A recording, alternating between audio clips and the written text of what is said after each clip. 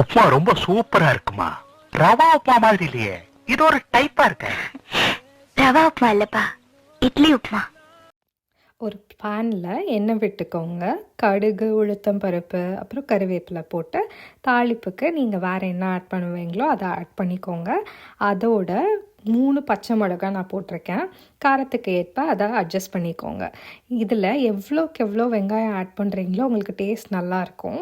நான் ஒரு 5 இட்லிக்கே வந்து ஒரு 4 பெரிய வெங்காயத்தை அரிஞ்சு போட்டிருக்கேன். ஸோ வெங்காயத்தை நல்லா பொடுசாக அரிஞ்சிட்டு நல்லா வதக்குங்க. தேவைக்கு ஏற்ப சால்ட் ஆட் பண்ணிக்கோங்க. நான் ஒரு 1/4 ஸ்பூன் வந்து ஆட் பண்ணியிருக்கேன்.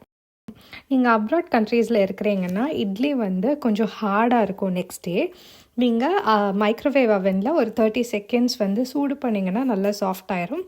அதுக்கப்புறம் உதுத்து போட்டால் ரொம்ப நல்லாவே இட்லி சூப்பராக இருக்கும்.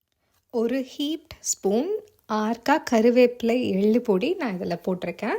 நீங்கள் உங்களுக்கு பிடிச்ச இட்லி பொடி கூட மேலே போட்டுக்கலாம். அது ஒரு நல்ல டேஸ்ட் அண்ட் கிக் கொடுக்கும் உங்களுக்கு.